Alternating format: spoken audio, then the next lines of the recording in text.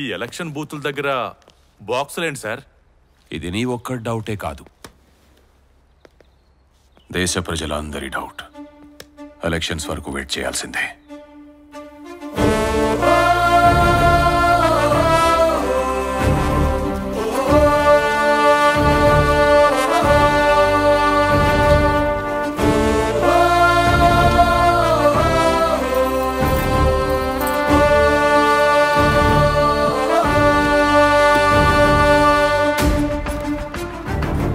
Polling ప్రక్రియ ప్రారంభమైంది. ప్రతి ఓటరు ఓటు వేయడానికి ముందే పోలింగ్ బూతుల దగ్గర పెట్టిన బాక్సుల వద్దకు వెళ్లి అమౌంట్ను, స్లిప్లను వేయటం జరుగుతోంది.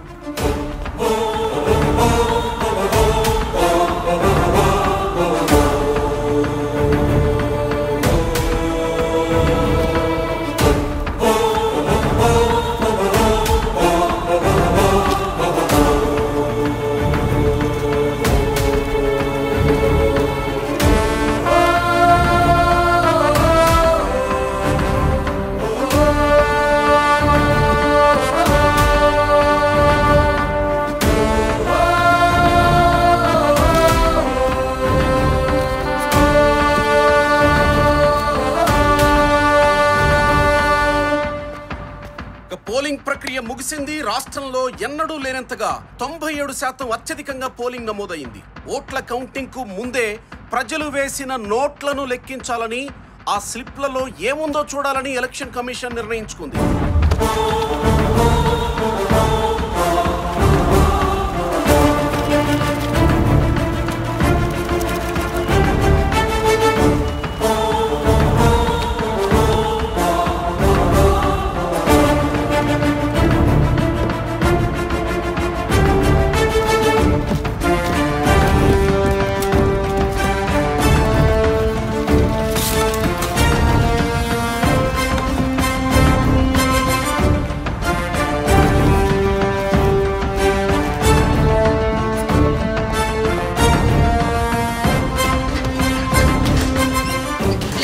డబ్బులను కంటైనర్లలో అధికారులు తరలిస్తున్నారు. ఇప్పటి వరకు అన్ని నియోజకవర్గాల్లోనూ కలిపి ఎంత అమౌంట్ వచ్చిందనేది ఇంకా అధికారులు ప్రకటించలేదు. ఆ ప్రకటన కోసం రాష్ట్రమే కాదు, దేశమంతా ఎదురు చూస్తోంది.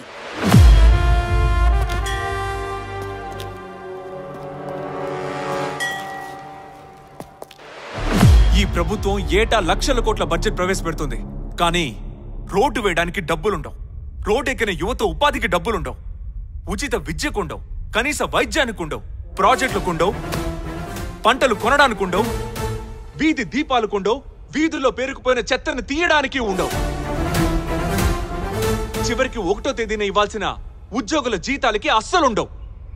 రాష్ట్రం నడవాలంటే నెల గడవకు ముందే డబ్బుల కోసం కేంద్రాన్ని అడుక్కోవడం, కుదరకపోతే ప్రపంచ బ్యాంకుల్ని అప్పడుకోవడం, అది కుదరకపోతే రాష్ట్ర ఆస్తుల్ని అమ్ముకోవడం. ప్రజలు రాజధానిని కట్టండి అంటుంటే 4 రాజధానులంటూ ఏళ్ల తరబడి మమ్మల్ని మభ్య పెడుతూ వస్తారా?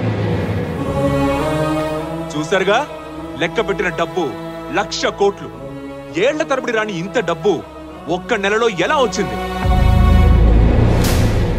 కేంద్రం ప్యాకేజీ ఇవ్వలేదు, ఏ ప్రపంచ బ్యాంకు అప్పు ఇవ్వలేదు, చివరికి రాష్ట్రంలో ఏ ప్రజల ఆస్తులు అమ్మలేదు. మరెక్కడిది?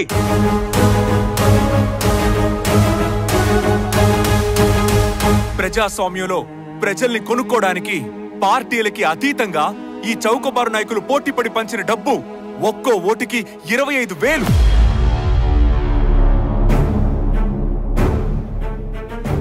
మన రాష్ట్రంలో మొత్తం ఓటర్ల సంఖ్య 4,17,00,000 మంది. ఓటున్న ప్రతి ఆడపడుచు, ప్రతి విద్యార్థి, ప్రతి ఉపాధ్యాయుడు, ప్రతి ఉద్యోగి, ప్రతి నిరుద్యోగి, ప్రతి రైతు, ప్రతి వ్యాపారి, ప్రతి కార్మికుడు, ప్రతి కూలి వాళ్ళిచ్చే బీరు, బిర్యానీ మర్చిపోయి కులం, మతం వదిలేసి మన రాష్ట్రమే మన కులం, మన రాజధానే మన మతం,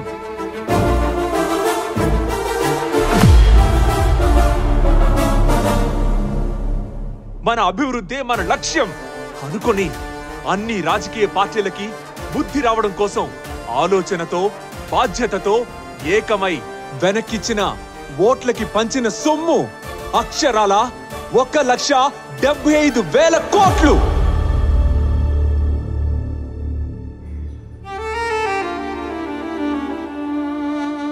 పూట గడవని పేదవాడు కూడా పంచిన డబ్బుని తిరిగి ఎలా ఇచ్చాడనుకుంటున్నారా? తన పేదరికం రాష్ట్రానికి రాకూడదని, ఇల్లు లేని తనలా రాష్ట్రం రాజధాని లేకుండా ఉండకూడదని నిజాయితీగా తన ఓటుకిచ్చిన నోట్లని తిరిగిచ్చేశాడు. ఇక ఈ రాష్ట్ర రాజధానిని ఏ రాజకీయ పార్టీ నిర్మించాల్సిన అవసరం లేదు. ప్రజా రాజధాని అని ఆ రోజు ఈ పార్టీలే పేరు పెట్టాయి. ఇప్పుడు ఆ ప్రజా రాజధానిని ప్రజలమే నిర్మించుకుంటాం, ఈ మా ప్రజా ధనంతో.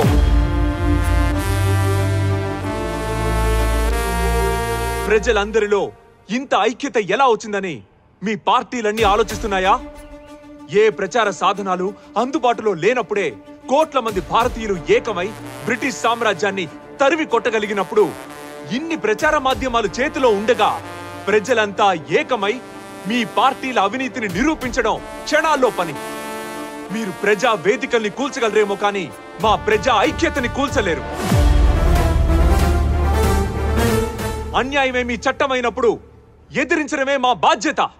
అభ్యర్థి ఏ పార్టీ వాడని కాదు, ఇప్పటిదాకా ఏం చేశాడో చూస్తాం. వాడు పెట్టుకునే టోపీ కాదు, ప్రజలకు వాడు పెట్టిన టోపీ చూస్తాం. ప్రభుత్వాలు ప్రజల శ్రేయస్సు కోసం రాజ్యాంగాల్ని మార్చకపోయినా దేశ శ్రేయస్సు కోసం తెలుగు ప్రజలు మార్చిన రాజకీయం ఇది. మరో ప్రపంచం పిలిచింది అన్న మహాకవి మాటల్ని నిజం చేస్తూ తెలుగు ప్రజలు సృష్టించిన మరో ప్రపంచనం ఇది. 75 ఏళ్ల స్వతంత్ర భారత చరిత్రలో ప్రజలు పలికిన ఒక కొత్త నాంది. 6 కోట్ల ప్రజల గుండె చప్పుడు.